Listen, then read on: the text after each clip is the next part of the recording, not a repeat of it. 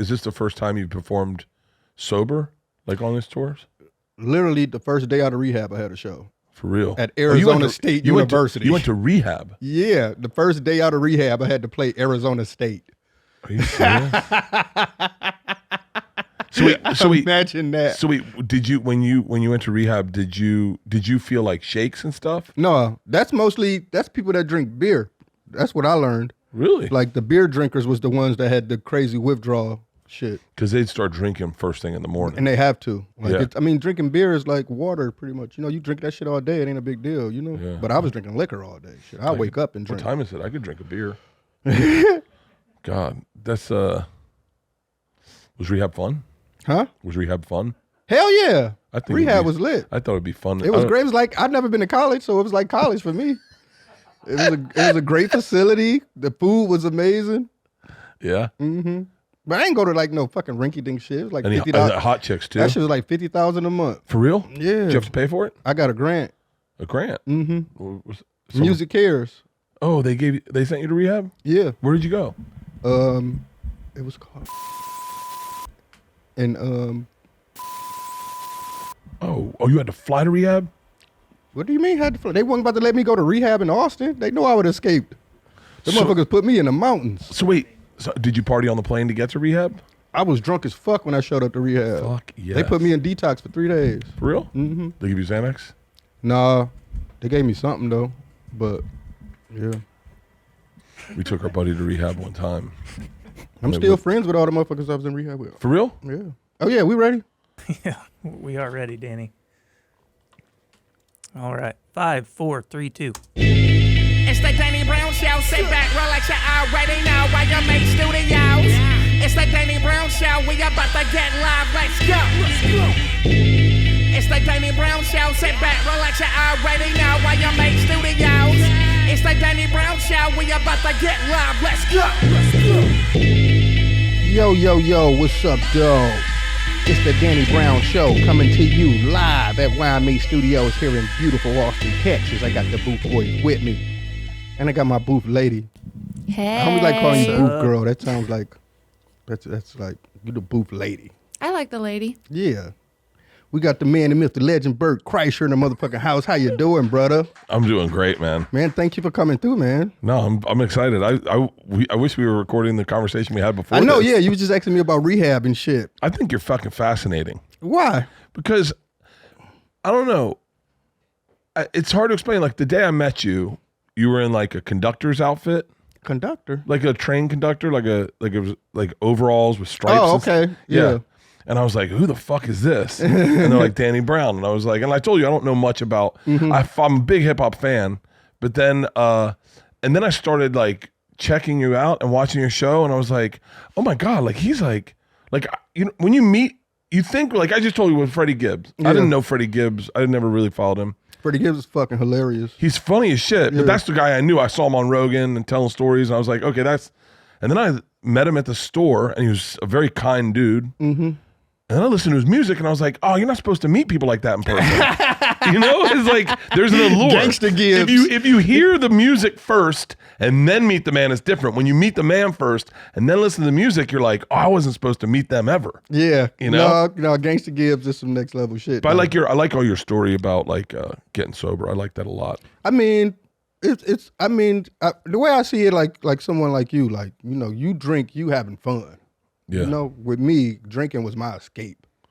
You know, was your childhood rough? I mean, I think we all had rough childhoods in some sense. You know, not me. I had a really good one. But when I think about it, like as a kid, I didn't think so. Yeah. It's just when you grow up, and then you think back on that type of shit, and you be like, oh, that was kind of fucked up. Yeah. There's little things I look back and I go, I wish. Like I was a weird kid, and I had anxiety attacks, and no one knew what they were back then. And so I just wake up in the middle of the night with a panic attack, and I go into my parents, and they just like, go back to bed. And then so I just sit with panic. Mm-hmm. And then I remember, like, I was like, maybe if I pray to God, God will fix this. Like, but I look back, and I think my childhood was pretty blessed, like really lucky. But see, like that's what I'm saying. Like, you know, rehab, it just helped me get over like some of that underlying trauma, and it just helped me be able to, I don't know, like reason with my parents in some sense. Yeah. Because at the end of the day, I had to realize that My parents had me at 16 and 18. Like, they were fucking kids. They didn't know what they were doing. Holy They was shit. trying to fucking steal. Who was your mom was 16? My mom was 18. Oh, your dad's a baller. Yeah, I know, right? Dude, do you ever think about like the other day I was thinking about my wife and I was like, I'm having sex with a senior. Not like a senior.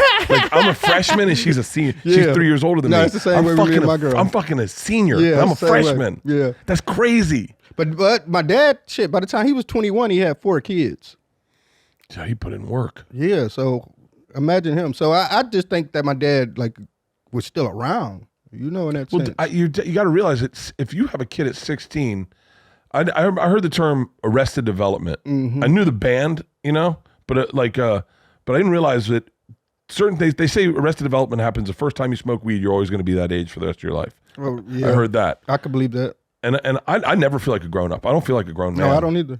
Like I feel like a kid. Like I'll call my dad and ask him what kind of steak I like sometimes. I'd be like, do I like dry aged? I'd be like, buddy. No, that's even me. Like, sometimes I just think and I'd be like, damn, I don't feel 43 years old. Like, I remember I was 18 and before I knew it, I blinked and I was fucking grown as hell, you know? That's so crazy that I'm 52 and I do not feel 52. But we are also lucky to be able to, you know, support ourselves from our talents. And I think that's a big difference because I never really had like real life, like, oh, you got to get a job and you got to work. I always just had my dreams. It was like, it's going to work and that's it. So I never do you understand money? Like, do you like if someone like, I don't really still I understand. fuck up money. So I can't say I understand it. Like Tom understands money. Mm-hmm. Like he probably looks at his bank account and stuff. Yeah. No, see, I don't even know what bank I have. I don't even, I'm in you the same way. I just call and ask, can I get something? And they be like, yeah, you can get that. I'm like, all right, that's fine. Yeah. And I get it. Sometimes I call, they be like, I don't know if you should do that. And then I'm like, all right, I can't get that. It's like having parents, you know? That's just like, I said to my business manager, I was like, hey, can I get, I want to buy Leanne a car. Leanne likes cars. And it is a nice car. And I was like, can we lease it? And he was like, yeah. I go, can we afford it? And he was like, yeah. And I was like, but is it going to like, is it going to hurt? And he was like, the fuck? He goes, how much money do you think you have? And I was like, I have no idea. sometimes it's best not to know. I think it is. I think it's a good position to be in. So there's people listening to this going like, I wish I had that problem. Like if I get all my money stolen from me, I deserve it. Because I remember like the first time I realized, like, I mean, it wasn't pregnant and crazy, but it was like, I was still in the hood kind of, you know? I was living like maybe like the outskirts of Detroit, you know, it was a little apartment, you know, but I wasn't in the trenches of the ghetto, but it wasn't like I was balling. And I went to the 7-Eleven and I put my ATM card in and I had $100,000. I was like, what the, I gotta move. Like somebody gonna kill me. Like I just instantly just got paranoid. Yeah. And I couldn't, like I would be at my crib. I'm like, somebody gonna break in my house. And I'm like, how they gonna rob me? And I got my money in my account. Like I was scared. That's crazy. Now, so what's it like to be young, black, and rich? Well, I wasn't young. How I old were you- can't even how say old I were you never when really you- got that rich. But $100,000, like I'm putting in perspective, like if you have money and you're a white dude, middle-aged, then usually all your people, like I was poor when we took the girls to the Colfax, the school we took the girls to. I was technically poor around people that were making money. Like all these dudes had like grown-up jobs and they had like company cars and they'd show up in suits. And I'd be in like a funny bone sweatshirt and like gym pants and flip flops. And I remember it kind of fucked with my self-esteem. Like you'd go to dinner at people's houses, even more so before that, when we took them to preschool, in our class was Nia Vardalos, who wrote My Big Fat Greek Wedding, the guy who played Steve Prefontaine, Billy Crudup, Fred Savage, I mean, all these successful actors, Jay Chandrasekhar, the guy who did Super Troopers, all these successful actors, and I wasn't even making $700 on the road, and it fucked with my self-esteem. Like I would talk out of turn, meaning like I would say like wildly like sensitive shit to try to cover up that I felt like I didn't belong. Yeah. And then once you get money, and then all of a sudden you feel like you're one of them. But then you're in a group where you're in the hood and you've got money and your friends don't. What does that feel like? I mean, it could be scary, but you do kind of feel like you have to like look out for people and kind of shit. It's like you're forced to, almost. But then you also, it gets to a point where after a while you start feeling like you're getting taken advantage of, you know? So then you kind of just end up being like fucking, it just got to the point where I didn't even go outside no more. Really? I would just stay in the crib and just whatever. I would leave when I go on the road. Do you have a best friend? Yeah. Like how long have you known him? Over 15 years. Yeah. Yeah. So yeah, but like people like, but then I had got my own studio in Detroit, and then all my friends would just hang there. So then whenever I just feel like hanging out with the homies, I could just show up to my studio and they all be there, you know? Yeah. So that was cool, you know? So that, but for the most part, like, yeah, it was pretty scary. Do you think in hip hop lyrics, like, do you think in like a flow? Because like as a comic, I'm always thinking about jokes. I only think about jokes. I only speak to make people laugh. That's it. I have no other purpose than I listen to a history podcast in hopes that I find a joke.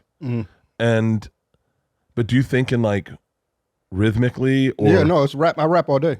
Really? Yeah, literally. I can just literally just sit there and just for no fucking reason, like a couple lines will come. But it's always it's like probably the same thing with comedy. If you don't write that shit down right there, it's fucking gone, and you're gonna fucking lose that shit. Like, do you put it in your phone? Yeah, I just write lines in my phone. My fucking phone. It's so funny you say that. My phone.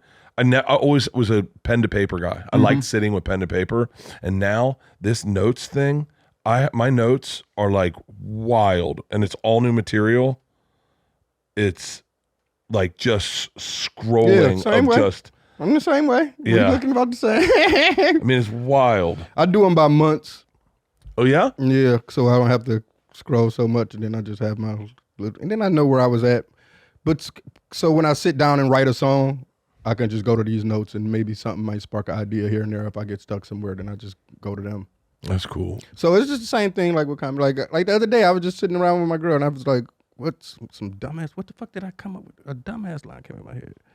Oh, I said, bitch, if you ain't making mashed potatoes from scratch, I ain't scrubbing your back. All right. I like that. So we'll jump into some of these ex-Dannys. You can always hit me up at Danny at theDannyBrownShow.com. It's Danny at theDannyBrownShow.com. First up, we got It's Complicated. Hey, Danny. Ask Danny. I met this cute girl at an event and we exchanged socials and we've been DMing back and forth for a while. She seems really great and she's like my type of lady. Plus her career is fucking rad. She's basically an acrobat, entertainer / model. But the other day she told me she was in a complicated marriage, but still wants to talk and meet up. Is it wrong for me to pursue this further? We seem like a great match. She's still down, so I don't know what to do. Love the show. Shouts out to G. Nigga, you better leave her alone or you get your ass killed. You don't mess with nobody's wife. No. That's one thing. It don't matter what the type of shit the bitch is on, you know? But that's just, that's how people get murdered. I was talking to my wife last night. Mm-hmm. I went to the bathroom. We were at the bar at the hotel. The guy just start getting the pit. sitting in my seat. Yeah. At my table. And I'm not possessive at all. My wife will never cheat on me. I can promise you that. But man, I was drunk and I got saucy. I was like, bitch. Yeah, what the fuck is going on over here? I mean, but that's still good that you still get jealous. I'm attracted to my wife. You know what I do lately? I've been putting her in AI and jerking off the pictures of an AI. Oh man. Here, you want to see a picture of her in AI? No. Not I got naked ones too, but they're so fucking. I do AI pics of my dog. I thought you were gonna say your dick. No. I've done my dick. It's weird. I do my chihuahua. Look at this. Oh shit. See, yeah, you going crazy. You going crazy. This AI shit is getting too much for me, man. AI shit is crazy. I went to breakfast with my wife the other day, and I put into ChatGPT. I said, what should I talk to my wife about at breakfast? And it said, ask her about her day, what she has plans. And then I said, what would Bert Kreischer say to his wife at breakfast? And it was like, oh, I'm starving. I don't think I've ever been this hungry. I'm going to order pancakes, eggs, bacon. Babe, I had the weirdest dream last night. And it was exactly what I would say to my wife. Oh, shit. It's crazy. It's better than me. Here's the thing. Nerds outsource themselves. Mm-hmm. No, you're right. You're gonna need meatheads. Yeah. Gronk and meatheads to cut, because once the computer gets as smart as the nerd, it's just gonna get already smart and as then, the nerd. and then we don't need nerds anymore. No, It's a fucking dumb move. that's literally what's going on right now. All right, next up, we got Addicted to Love. Yo, Danny, I seem to have developed a pretty ridiculous sex addiction. It'd be okay if it were one partner, but that's not really the case. It doesn't help that I'm a touring musician, but it's gotten out of hand. I'm all for sexual revolution and all, but I don't know if it's been great for me. Did you have an issue with this before you got sober? I don't know if there's a rehab for too much fucking, but maybe I'll look into it. I mean, yeah, of course. I think every touring musician probably going to eventually have that kind of, I mean, I don't know. Some people deal with different. That's why I think it's always great to be in a relationship just to have that discipline there.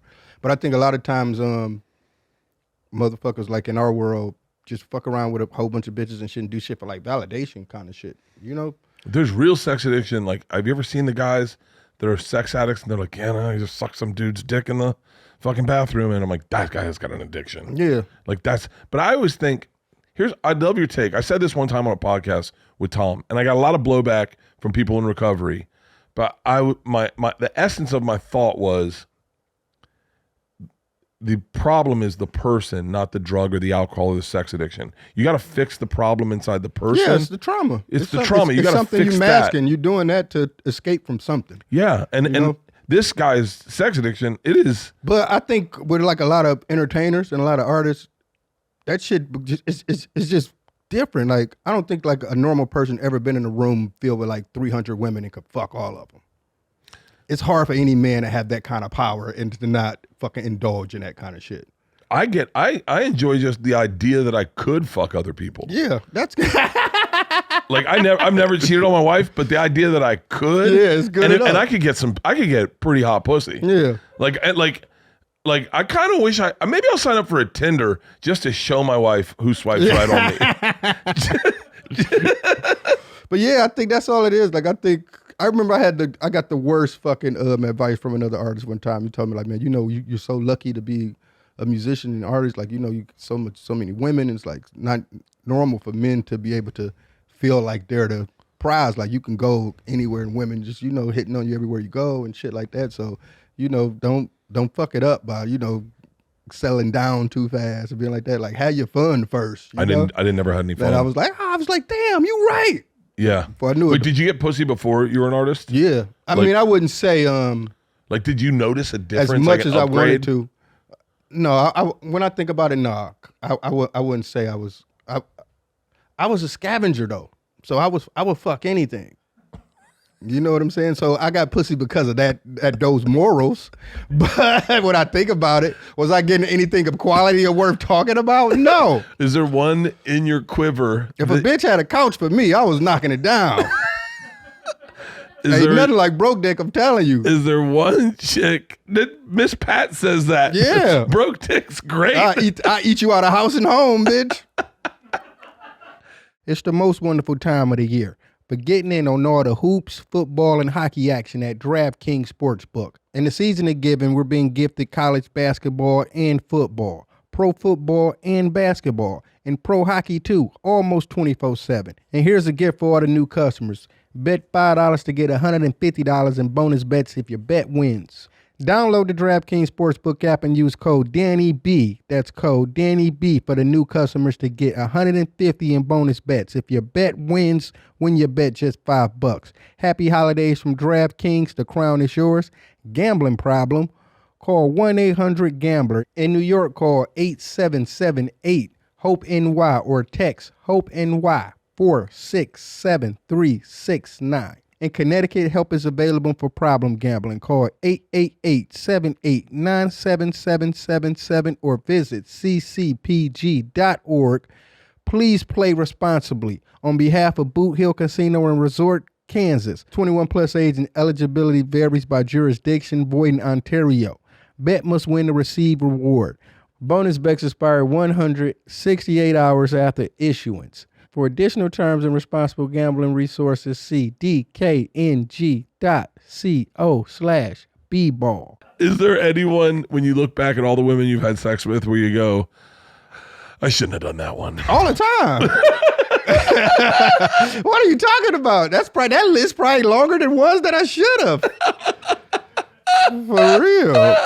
Wait, what's the hottest chick? No, you dating someone right now? Mm-hmm. Okay, can't say her. Can't say her. Oh, because I was gonna say her. It's gonna be her. It's gonna be her. It has to be her. Yeah. But what's one where you were like, I can't believe I'm fucking this. I mean, when you go to like the like some crazy country or something like that, like I done had like some crazy like Viking beer fest bitches. For real? You know, with the 2 ponytails and the bazookas. So Have you ever had sex with an Asian chick? I've had every flavor under the sun. For real? Yeah. I just have white. Yeah, I've been everywhere, man. It's just like looking at your own I feet. fucked a real African bitch with fucking her pubic hairs was braided. No, no. With beads on that motherfucker. No. I was hitting it from the back and you could just hear the beads scraping the ground. Like, shut the fuck up. Sound like I was sweeping the floor in that motherfucker. in Africa? Were you in Africa? Yeah. And it's a hot room with like drapes hanging No, everywhere. it was a club. It was a club. You fucked her in the club? Yes. It was like a strip club type of deal. God damn it. And I was taken out by a corporation. I'm not gonna name them, but I was working with this corporation, and they took me out. And it was like they took me to the strip club, and you know, all my nasty music I made and shit like that. But they was like, you know, is he gonna fuck? Like you gotta fuck somebody. Like, why don't you, you Danny Brown, fuck somebody. I'm like, Yeah. man, I don't wanna fuck nobody. This Africa, it's AIDS and shit. They're like, no, it's cool. You can fuck somebody. We pay for it. I'm like, all right. UNICEF? And they was just it sitting UNICEF? around, just looking, waiting on me to pick somebody. I'm like, all right, I pick her. And I picked this lady because she looked like one of my mom's friends. Sweet. Hold on. That's so much to unpack there. Yeah. And then when I went in the back with her and I was banging her or whatever, by the time I came back out, they was all gone. Like, that's Really? all they wanted, to feel like they did something. Like, we took Danny out, got him some Were you in pussy. South Africa? This was Soweto. I don't even know where that is. Yeah, I know. The only reason I know about it from that old, what's the Africa song? Zambia. Mozambique. It's a township in South Africa. Yeah, it was really bad. It was really fucked Those up. townships are pretty fucking wild. It was fucked I've up. been in a township. I was really sad there, like, because they was, they took me to the hood. Like, I'm like, fuck, we be complaining in the hood about what we going through and all this shit, and these motherfuckers living in sheds. Like, Dude, literally. you can't. I said on Rogan one time, I talked about going into a township. I called it a shanty town, and I forgot the name of it, and they got so upset. And it was white people trying to say that life in these townships isn't that bad. And if you go to one of these townships, That shit it's sucks. pretty fucking rough. That shit sucks. We Whole bought- families living in just one room shacks. Like, I bought soccer balls for all the kids. We played soccer in the township. We played soccer with these kids. So I thought it'd be cool to buy soccer balls for all the kids. And the coach was like, "You're not giving them a soccer ball. It'll get stolen from them. You just fucking give me all the soccer balls." So he kept all the soccer balls. Yeah. And we went around that township. It was intense. I went to a strip club in South Africa, and they said two things happened. They said, "Do you want a lap dance?" One of the most beautiful women I've ever seen in my life. And I said, yes. And she goes, touch or no touch? Yeah. I was like, who the fuck gets no touch? I was like, touch, obviously. And she was like, okay. So we walked in. She goes, take your pants off. I went, what? She goes, well, I'm going to jerk you off. And I was like, no touch. I want no touch. I want no touch. I'm so sorry. I misunderstood the rules. Damn. And then I was so uncomfortable in the lap dance because I realized you could definitely have sex with him if you wanted to. Yeah. That I had to call it early and be like, I got to get out of here. God damn it. All right. Next up, we got A-list assholes. Dear Danny in the booth, what's the worst celebrity encounter you ever had? You don't have to name names, but I've read a lot of crazy stories about you guys who seem to be nice but are complete assholes. Ooh. Just curious what your experience has been like. So wait, is he assuming that he said that you guys seem to be nice? We assholes too. We can be. I've been assholes sometimes. I've never been an asshole. So I can't really say that. But I'm trying to think, have I ever met somebody that was like, fuck, I hate that motherfucker?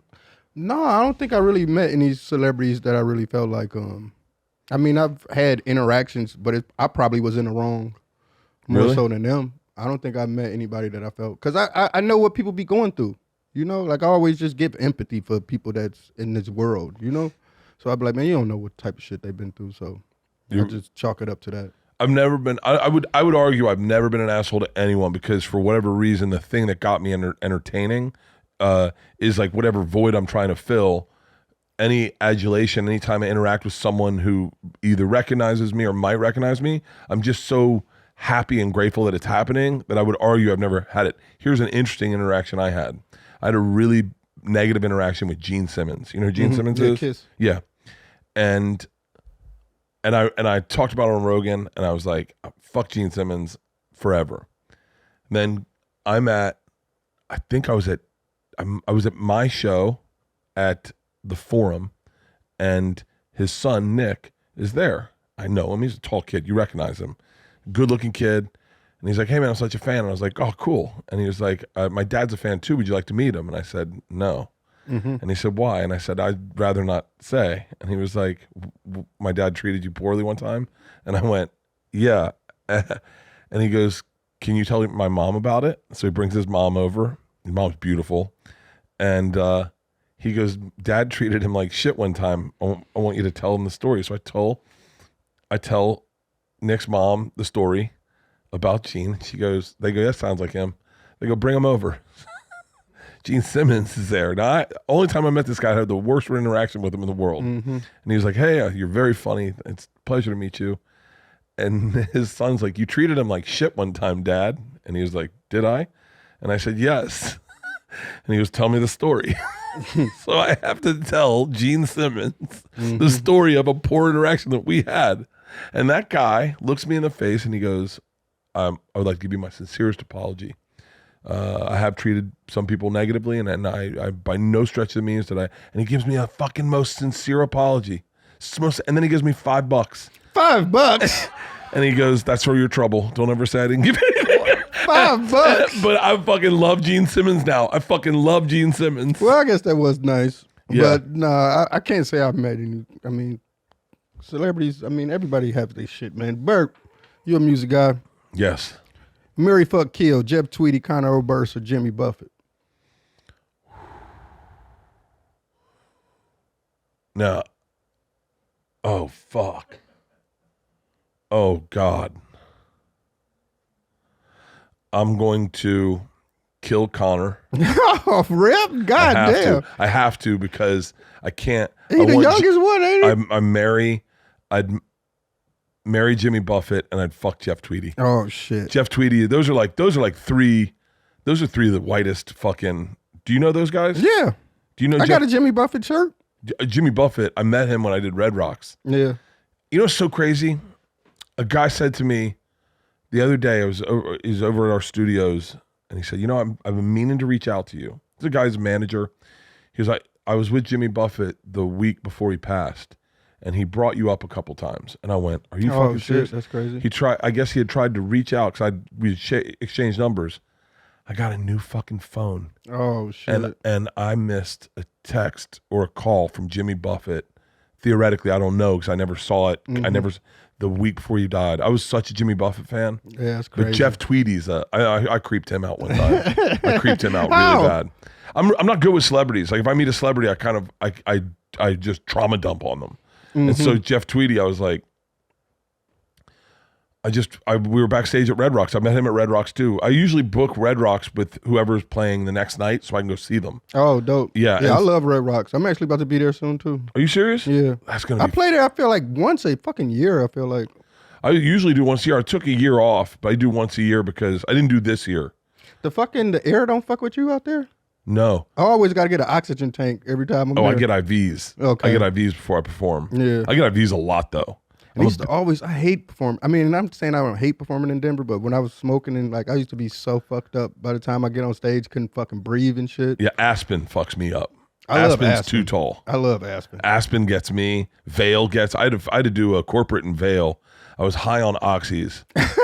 It was 20. I fell off a waterfall, and the 2 days before I fell off a waterfall, and I thought I broke my back, but I just had a big contusion on my back, and I could not move. Could barely move my legs. I was incapacitated by this corporate for $25,000. And my wife called me and she's like, we need that money. You're doing the corporate. Her and Isla flew out and picked me up in North Carolina, flew me to Denver, flew me to Vail so I could do this corporate. And my wife's like, load up on pills, get through it. We need this money. So I go up and it's a hedge fund, all rich people. I remember at the time I had like I think I had a Rolex on. It was like my Rolex that my dad had given me, and he gave it to me when I was like 18. He thought he was going to die, and he gave me a Rolex, and it was his. He thought he was going to die, and then he lived, and he had to go get himself a new one. and then I remember the lady going, "Talk about your watch. They'll love to talk about your watch." I go, "I don't have any jokes about this fucking watch." It was all rich key people, and I go up and I start doing stand up. I'm high as fuck, and like 7 minutes in, the guy goes, "Hey, buddy, just tell the machine and let's drink." Oh shit! I was like, "For real?" He goes, "That's all we want to hear." He's gonna do it now. Do the machine. And I told the machine, they loved it, and they're like, "All right, let's go party." And I fucking just got fucking wasted with these rich dudes. Off the Oxys? I was fucking. I had a problem with those. The Oxys? Hell yeah, I they're bet. so fun. Everybody got. And it's you know you can. I'll tell you when the problem shows up is when you go. I don't want to go to dinner with my wife's friends, but I don't mind it if I have an Oxy with me. Yeah, no, that's how I was. With Yeah. anything. I mean, that's how drinking was with me. Really? Like, I'm not going out if I'm not about to drink. I don't care if we going to your fucking niece's birthday. I'm about to get drunk and pull up. So what you listen to in the green room?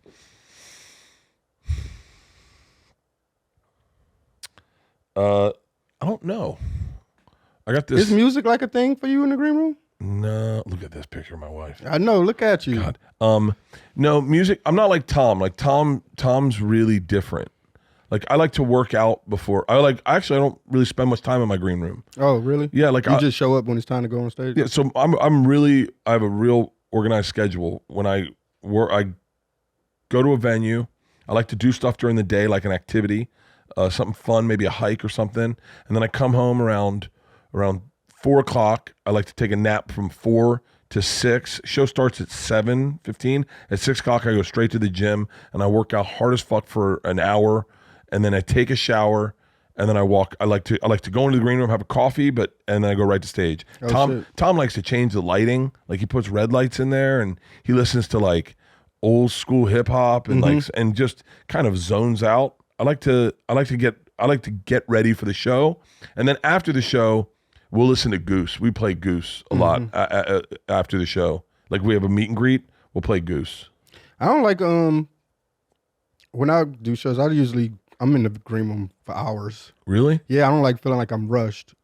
Really? Yeah, if I just feel like I get there and go straight to the stage, I feel like I'm rushing. Oh no! I like to. As a matter of fact, I'm when we do like my assistant. Whenever we do like a show, he'll be like, when do you want to get there? I go, what time does the show start? He's like, 7 is the first act. I go, get me there at 7. Like I don't like being around. I at least need an hour or like maybe a few hours before. And that's just me. I'm just literally sitting in the green room listening to my songs. Oh, for real? On my headphones. Because I feel like, I'm just thinking about it like, even for you, like, is it that much prep?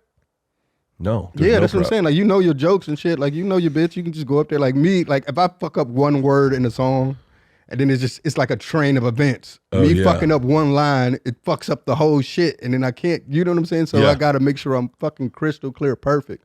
I fucked up. I just had a show this weekend. I fucking forgot a song that I've known for fucking 20 years, I feel like. For real? Yeah. Yeah, no, I even but I didn't prep it. I listened to every song but that one. For real. Because I knew I know that one. As soon as it started, I just started laughing like, oh my God, I don't know this shit. Comedy's different because even if you fuck it up, you can make it funny. Yeah, I know. And that might be funny. Yeah. And you can just figure out a way to fucking do some improv shit and just get the shit going. It's interesting because like if I get ready for a special, I'm usually at the venue for a long time. So it's weird because I'm out of my comfort zone because I'm always on my tour bus and then I just walk right onto the stage. I'm sleeping, yeah, work if you got out, a bus, that's a different thing. Sleeping, if I got a bus, work I'll out. stay on the bus too. But then when you do a special, you got to get there early, got to go through hair and makeup, and it's just my rhythm's off. And I always try to get my head right into the right place to do a show. So if I'm doing a show, I have zero pressure, I have zero intention, I have zero thoughts before I walk on stage. Zero thoughts. I'm watching my promo video, going like, God, and I like to look at the last picture on my promo videos, me and my family at the gorge. It's a picture, like a drone shot of us pulling away, and I kind of play a game in my head of which of my daughters I'll look at, and which is because they smile, and so which daughter smiles at me before I go on stage. I have zero thoughts. But when you do a special, you kind of got to be like, go over your set. I write all my jokes on the stool, and then like it's fucking. Yeah, I don't like. Do you go autopilot on stage? That's what I call autopilot. Is when I'm on stage, like I can be on stage and I'm doing my set, but I'm literally thinking about everything else but what I'm doing. Yes, I have. Like I literally could be like, what I'm about to do after this, what I'm about to order to eat. You know what fucks me up is say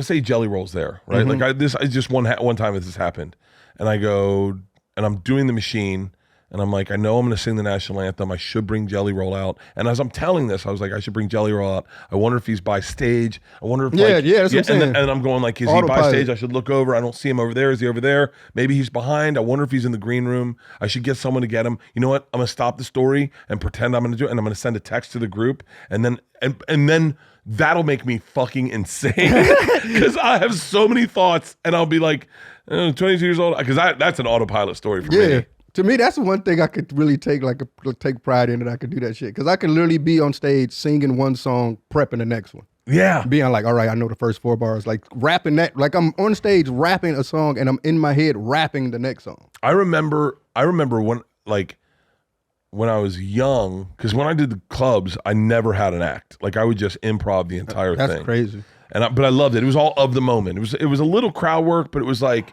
but I had a bunch of jokes, so I could just slide everything. I just move it all around. And I remember like when I was at my best, and that in that time, I think I was probably the best comic I've ever been. I think I'm a better comic now, but like at that time, you couldn't fucking follow me. No one could. I was so. No, I feel like that about me early rap. I think it's just, it's almost like when you don't know so much, it's like makes you iller at the shit kind of. Yeah. Like now that I fucking just know so much, it's like, all right, I know what I'm doing kind of. Like before I felt like, or even like if I'm making beats, like when I first get like a beat machine and I start learning how to, in the beats that I make on it while I'm learning how to use the machine, and I'm like, all right, I'm good. Now I'm making beats for real, and I'll make beats. But then I'll go back and listen to the old beats when I was trying to learn how to make it, and the old beats would be better than the new beats when I know how to use this shit. Dude, I would be so inspired and of the moment that I could create comedy in a room where it felt like we were all on the same journey together. I think now I realize that if I tried to do that for a special now, it would look it would be all over the map, and it wouldn't connect you in the audience. And I know I'm working to do something else, but I would write jokes in my head as I was doing something. I remember I said there was a dude in the front row, and we're having fun, and I said, "Sir, where are you from?" And he's like, and he has a weird accent, but I thought he was a black guy. And I go, where are you from? And he was like, I don't know, Arizona. I said, that's your accent? And he's like, well, I'm half black, half Native American. And he goes, make a joke about that, motherfucker. I said, what's your name? Runs from police? and it was just so quick.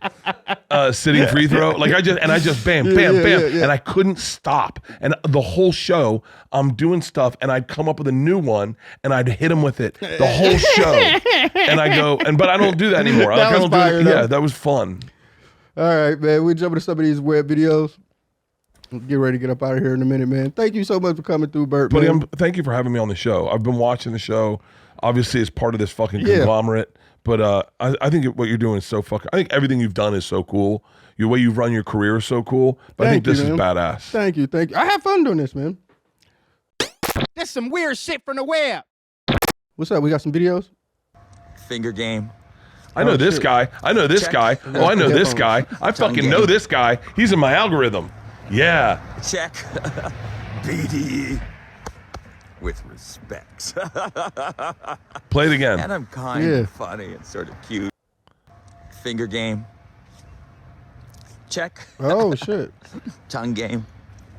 Oh, man. See. Check. BDE. With respect.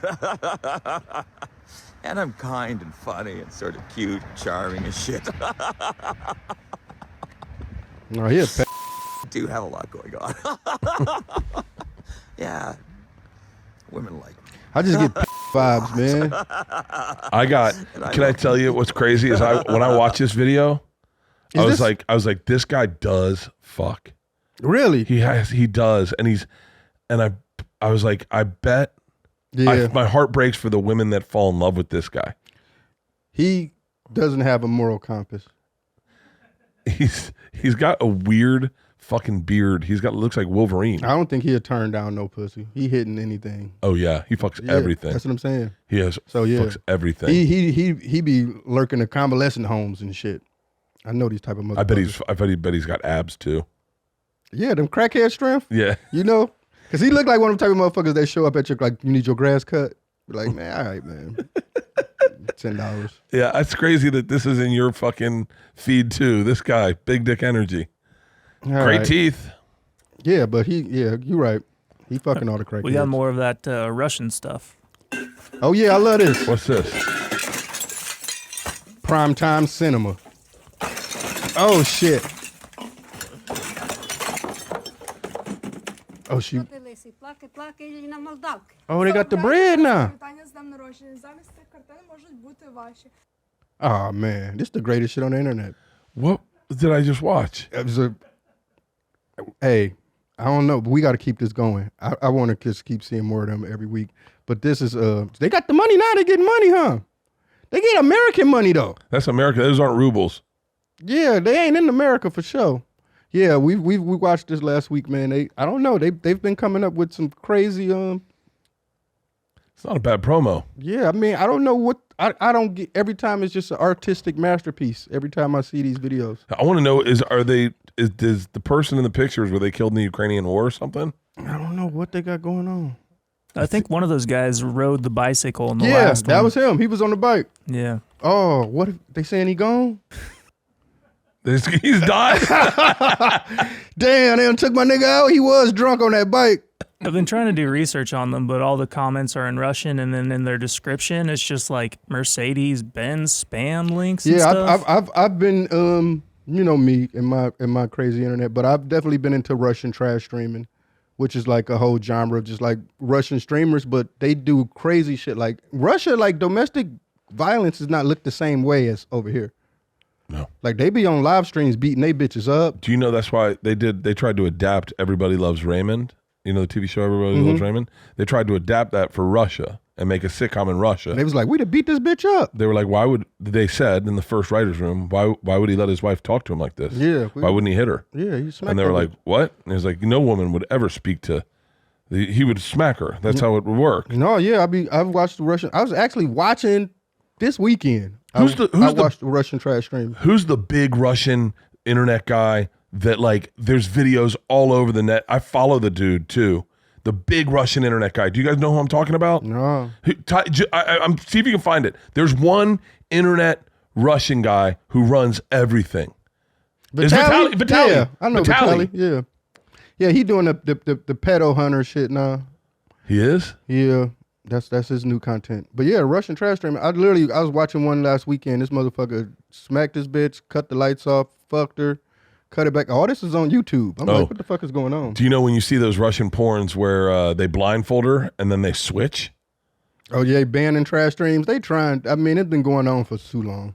They even have like it be some Russian trash streams where they'll have like a room full of like Russian niggas. Then they'll just have like one nigga there, and you can just donate for them to torture the nigga. And they'll just be doing whatever, like pouring milk on him, cutting his hair off, stripping him naked, kicking him down the stairs, like all type of shit. Yeah, but I think that's what happened when I don't think I've seen died. any of this. When homegirl died, he put that bitch on the patio or some shit, and I think that's when kind of Wait, what happened to her? He had a I told you they be on there abusing their women and shit. So, but he was on there, you know, just being mean to his girlfriend, and he put her on the patio, and it was in the freezing winter. And then went back to streaming because they be drunk. They be drinking that fucking vodka and shit. And he was drunk and forgot he put her out there and she froze to death. Yeah. All right, I think it's about time for us to get up out of here. Man, hold on, what the fuck? You just opened my Christmas present and told me I gotta wrap it back up. Yeah, that's happened. Yeah, that happened. That was a thing. I think I don't know. All right, we'll spin the wheel and get up out of here. Thank you so much, Bert, for coming through. I do have another Russian video if you want to see it. Okay. Хочу сказати тост. Yeah, this look like a trash stream right here. This just how this shit be. Oh, why they keep having American money? What the fuck is going on? Серйозно, так? Oh, Крипту на халяву. buy crypto. What the fuck am I Are watching? they getting sponsors and shit now? I need them to promote my next album. Dude, that would be brilliant. Yeah. I bet you could get them for like fucking cheap. No, I don't know. Now they got the crypto niggas. You just seen what was in the drawer? They gonna cash out on me. All right. I would love that. Promote a special with them. Mm-hmm. Oh, and they're just great. and watch them in broken English. Please watch Bert Kreischer. I would just love to be in the writer's room for the next skit. All right, we getting up out of here, man. Thank you so much, Bert, for coming through, man. It was great, man. Had so much fun chatting with you. We'll spin the wheel. Keg stands. No, I don't know shit about that. That's all on you, Bert. Yeah. Keg stands? Yeah, what do you want? I don't know. What the fuck is it? Oh, keg stands are awesome. You take your hands, put them on the keg like this, and then two dudes lift your feet up in the air, and then someone holds the nozzle to your mouth, and you drink as long as you can upside down. I'm going to blow your mind. We used to do something very similar in our fraternity, but it was called anal chugs. What you do is you do a handstand, and then you're naked with dick facing the wall, and you would pour a beer in your buddy's asshole, and then put the cup at the base of his back, and it would pour out of his asshole into the cup, and then your buddy would do you, so then he'd pour yours. Your buddy would do you. And then you take and switch cups, and you drink out of your buddy's ass, and then you drink as your ass. It's a way that I show unity. White people shit. You didn't do that in Detroit? Fuck no. Love y'all motherfuckers, man. We out, man. Thank you so much, Bert, for coming through. All right, see y'all same time, same channel. Peace. Love y'all. That was great.